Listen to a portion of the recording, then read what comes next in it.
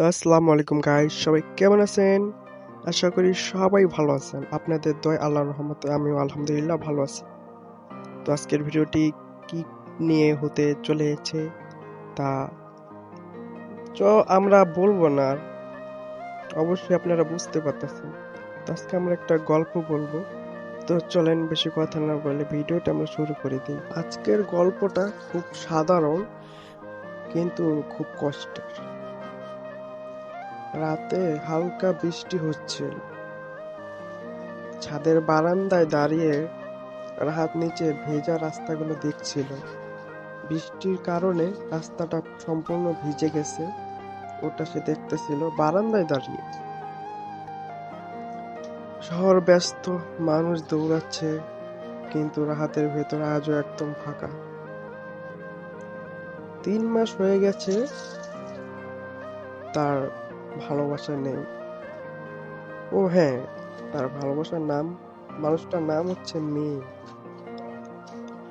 3 মাস হয়ে গেছে, মিম নেই। মিমের ফোনও নেই। মিমের ফোন বলতে আগে মিমে কল করতো, তার সাথে রাহাত ঘন্টার পর ঘন্টা কথা বলতো। কিন্তু এখন মিমও নেই আর মিমের ফোনও নেই, মানে ফোন করে না। সেই পরিচিত হাসিটাও নেই। মিম ছিল রাহাতের শান্তির জায়গা। দুজনের পরিচয় হয়েছিল বিশ্ববিদ্যালয়ের লাইব্রেরিতে। ছোট ছোট কথা থেকে এক সময় বড় গল্প, আর বড় গল্প থেকে তৈরি হয়েছিল ভালোবাসা। মিম সময় বলতো, রাহাত তুমি আমার ভরসা। কিন্তু ভরসা থাকলেও ভাগ্যের সামনে মানুষ কতটা অসহায় সেটা কেউ জানে না। তো আজকের গল্পটা আপনারা সম্পূর্ণটাই শুনবেন, আশা করি ভালো লাগবে। তো চলুন গল্পতে যাওয়া যাক। মিমের পরিবার কখনো রাহাতকে মেনে নেয়নি, কারণ রাহাত ছিল সাধারণ, তেমন অর্থ সম্পদ নেই। কিন্তু মিম ছিল জেদি। সে বলেছিল যাই হোক, ওরা দুজন থাকবে একসাথে। তারপর হঠাৎ এক রাত মিমের ছোট বোনের ফোন আসে। দয়া করো আপু, আপু অ্যাক্সিডেন্ট করেছে। হাসপাতালে সাদা দেয়াল, ডাক্তারের ব্যস্ততা, আর শেষ পর্যন্ত এটাই কথা, আমরা চেষ্টা করেছি কিন্তু আর নেই। মুহূর্তের মধ্যেই সব শেষ। রাহাতের পৃথিবীটা ভেঙে গেল।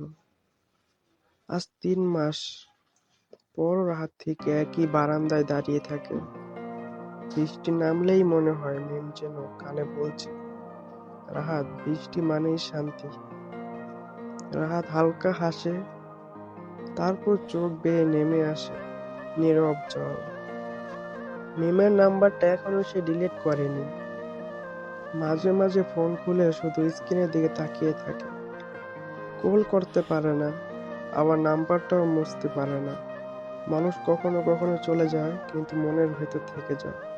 ঠিক বৃষ্টি পরে ঠান্ডা হাওয়ার মতো, দেখা যায় না কিন্তু অনুভব করা যায়। শেষে রাহাত শুধু একটা কথাই বলে, মিম তুমি ভালো থেকো, আমি আজও তোমাকেই খুঁজে বেড়াই। একবারই প্রেম হয়েছিল, আর সেই একবারই জীবনটা বদলে গেছে। তো আজকের গল্পটা আপনাদের কেমন লেগেছে তা অবশ্যই কমেন্ট করে বলবেন। আর যদি এরকম আরো গল্প শুনতে চান, নতুন অন্য ইউনিক টাইপের গল্প শুনতে চান, তাহলে অবশ্যই চ্যানেলটি সাবস্ক্রাইব করবেন আর পাশে থাকা নোটিফিকেশন বেল আইকনটা অন করে দিবেন। আর ভিডিওটি ভালো লাগলে অবশ্যই লাইক করে দিবেন, আর বন্ধুদের মাঝে ভিডিওটা শেয়ার করে দেবেন। তো আজকের ভিডিওটি এই পর্যন্তই। সবাই ভালো থাকবেন, সুস্থ থাকবেন। দেখা হবে নতুন কোনো ভিডিওতে। আল্লাহ হাফেজ।